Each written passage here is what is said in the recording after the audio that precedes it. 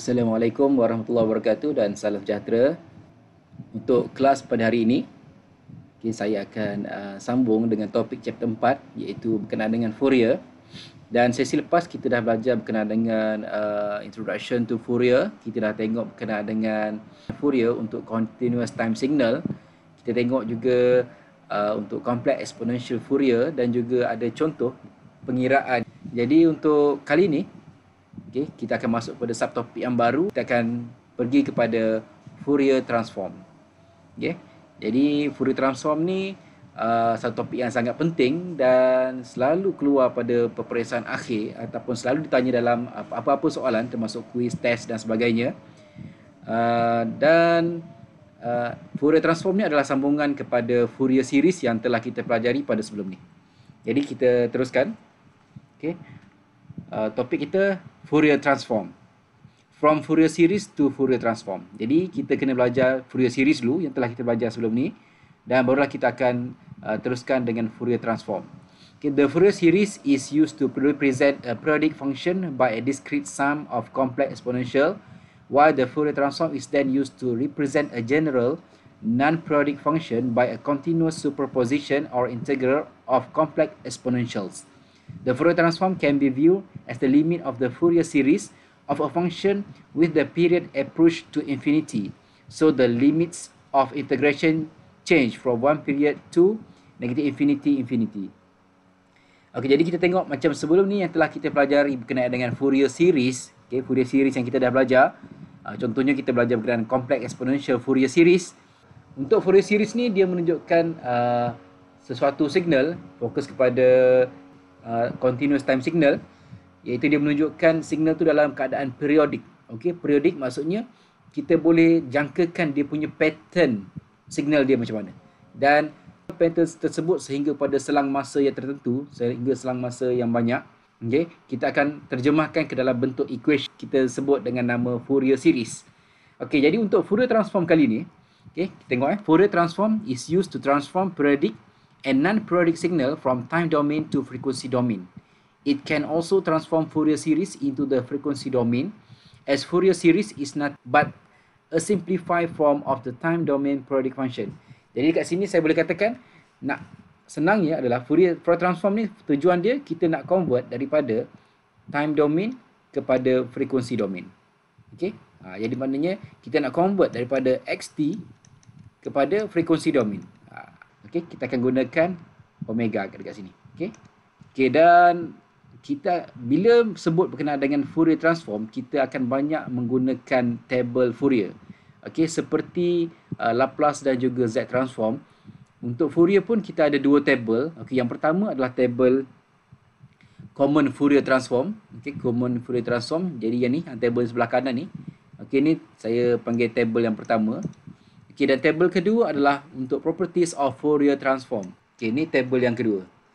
Jadi kita ada dua table dan ada soalan yang akan kita gunakan table satu saja dan ada soalan kita akan gunakan kedua-dua table. Apa beza kedua-dua table ni? Macam Laplace dan juga Z transform. Satu table menunjukkan daripada bentuk basicnya, bentuk basic kepada bentuk yang baru. Tetapi untuk properties of Fourier transform, di mana kita akan pakai table kedua ini bila dia ada perubahan pada T ataupun T ini akan mempengaruhi properties dia. Contoh dia yang biasa kita akan pakai time shifting, linearity, dia ada tambah. Time shifting dia ada tolak T0. Kemudian kita juga ada time scaling juga kita biasa pakai, di mana T ni dia akan darabkan dengan A. Kemudian kita ada time reversal, negative T, dia ada negatif. Kemudian yang biasa juga kita pakai adalah time differentiation, dxt dt. Di sini kita akan pakai banyak pada system function nanti. Kemudian juga kita akan biasa pakai untuk convolution pun ada juga kita pakai untuk convolution. Dan lain-lain pun akan diguna pakai. Tetapi yang saya tik ni antara yang biasa kita pakai dalam menjawab soalan-soalan Fourier transform.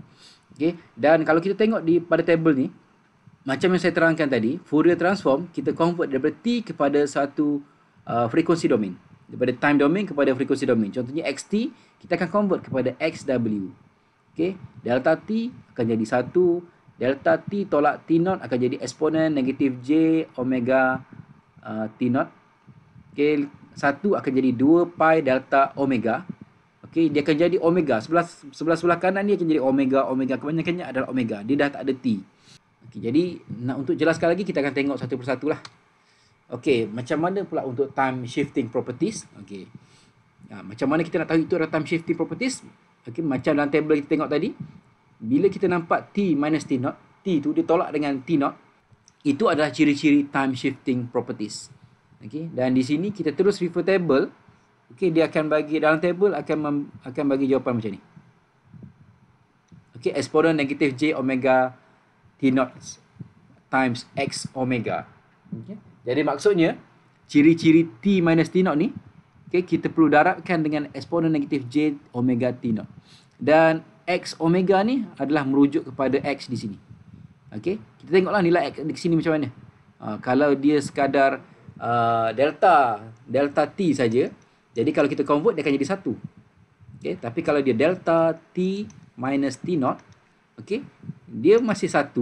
Tetapi dia perlu darab eksponen negatif J omega T naught. Okey, eksponen negatif J omega T naught.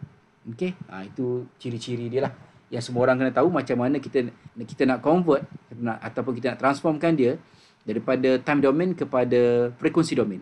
Jadi untuk case properties, okey, kita akan guna dua table. Contohnya ini kita akan pakai table yang pertama dan untuk yang ni kita akan pakai table kedua. Jadi semua orang kena tahu kaedahnya sama macam kita buat Laplace dan juga Z transform, sama. Okay, sekiranya kita tak nak pakai table, kita perlu guna formula lah. Macam ni formula. Jadi formula dia akan, step dia akan sedikit panjang. Okay, tapi akhirnya dia akan dapat jawapan yang sama macam dalam table. Jadi table itu adalah ringkasan kepada pengiraan yang panjang-panjang lah. Pengiraan yang menggunakan formula ini. Okay, kita juga ada frequency shifting properties. Okay, contoh dia XT eksponen J omega naught T naught. Okay, dia akan convert, dia akan jadi X omega minus omega naught. Okay. Kalau kita buat pakai formula pun, kita akan dapat jawapan yang sama. Okay, seterusnya kita ada duality properties XT dalam keadaan macam ni. X huruf besar T. Okay, jadi dia akan convert, dia akan transform, dia akan jadilah bentuk macam ni. 2 pi X negatif omega. Okay, next kita tengok example. Contoh properties yang lain tu sama macam yang kita gunakan pada Laplace dan juga Z transform, sama kaedah dia. Kita tengok contoh example of Fourier transform. Okay, find the Fourier transform of the following signal. Kita ada 5 soalan di sini. Okay, kita pergi satu, kita buat yang pertama. Okay, dibagi XT sama dengan 1. Okay, jadi kita cuba buka table, kita tengok table macam mana. Okay, saya besarkan dulu. Okey, table Fourier transform. Okey, kita ada dua table. Kita boleh nak pakai table mana satu. Okey, jadi contohnya XT 1. Jadi kat sini kita tengok terus ada 1. Okey, jadi bila convert kita akan dapat 2 pi delta omega. Okey. Jadi adakah sama? Okey. 1 dia akan jadi 2 pi delta omega. Okey, ini. Inilah jawapan dia, terus direct. Okey. Yang kedua, XT eksponen J omega naught T. Okay, kita terus tengok table eksponen J omega naught T sebab ini adalah equation basic saja. Eksponen J omega naught T, eksponen J omega naught T. Ni kita dapat kat sini. Jadi dia akan jadi 2 pi delta omega tolak omega naught. 2 pi delta omega tolak omega naught. Okay, next C. Eksponen negatif J omega naught T. Dia ada negatif pula. Kalau tadi positif. Okay, kalau tadi positif J omega naught T, yang ini negatif J omega naught T. Jadi kita tengok macam mana. Kita refer table. Okay. Table yang ada positif. Okay. Adakah diberi juga untuk negatif? Kita tengok. Kita go through saja. Okay. Tengok macam tak ada. Okay. Tengok tak ada. Jadi kalau tak ada, kita ambil yang paling hampir. Iaitu yang inilah. Eksponen J omega naught T. Okay. Dia dapat 2 pi delta omega minus omega naught. Okay. Disebabkan. Okay. Bila positif, dia jadi tolak omega naught. Okey, kalau positif eksponen negatif J omega naught T, okey, dia akan dapat 2 pi delta omega minus omega naught. Okey, tapi kalau sekiranya positif J omega naught T, okey, dia akan dapat 2 pi delta omega. Jadi sebab kalau negatif dia jadi tolak, kalau positif dia akan jadi tambah omega naught. Okey.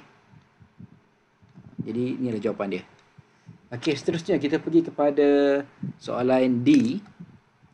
Okey, D cos omega naught T. Jadi kita refer table cos omega naught T, kita ada cos. Okey, kita ada cos omega naught T ni. Pi delta omega tolak omega naught tambah delta omega tambah omega naught. Okey, jadi kita kena tengok, kita kena beri perhatian omega naught dia. Okey, ni omega naught dia. Jadi dah salin sajalah. Okey, kita salin saja, kita akan dapat. Okey, ni kalau sekiranya kita pakai Euler. Okey. Tapi ni kita akan pakai ni. Okey, cos omega naught T dia akan dapat pi delta omega tolak omega naught tambah pi omega tambah omega naught. Okey. Sama juga dengan sin omega naught pun kita refer table direct pun. Okey. Okey, kalau untuk sin, okey. Sama, cuma beza dia ada negatif J dan juga tolak. Okey. Jadi kita pun terus salin je jawapan dia. Sama. Okey, example lain. Okey, yang ni kita akan melibatkan penggunaan table yang kedua. Macam mana kita nak tahu? Find the Fourier transform of the following signal. Dia bagi A dan B, xt sama dengan u negative t. Okey, jadi kita terus refer table. Maksudnya kita refer table, kita perlu cari table yang positive t dulu. Okey, kita cuba cari untuk ut dulu. Kita tengok ut macam mana. ut. Okey, ut adalah ni kita dapat ni. Ut dapat pi delta omega tambah 1 per j omega. Okey.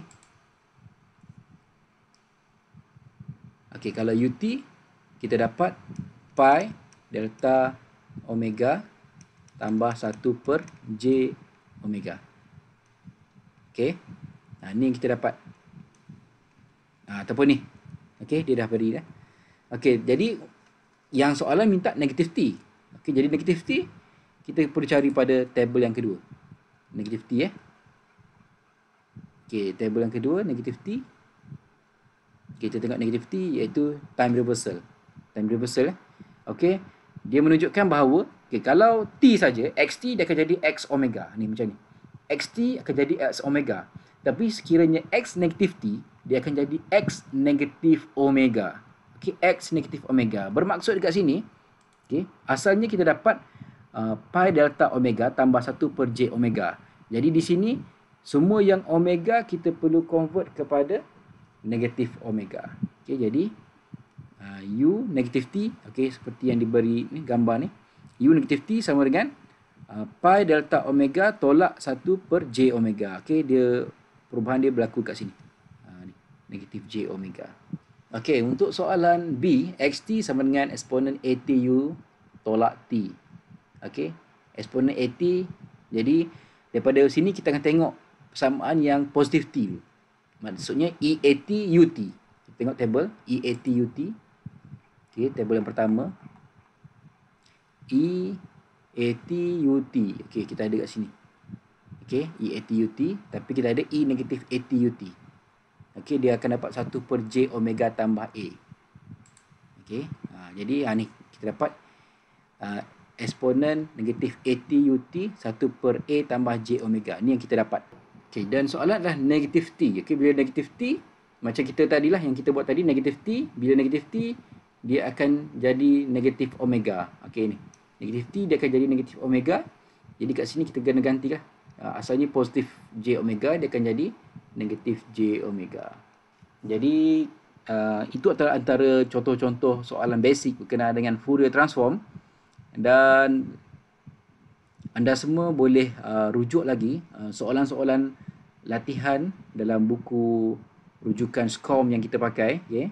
Boleh rujuk kat sana. Dan juga nanti saya akan bagi lagi contoh-contoh soalan final yang berkaitan dengan Fourier transform ni.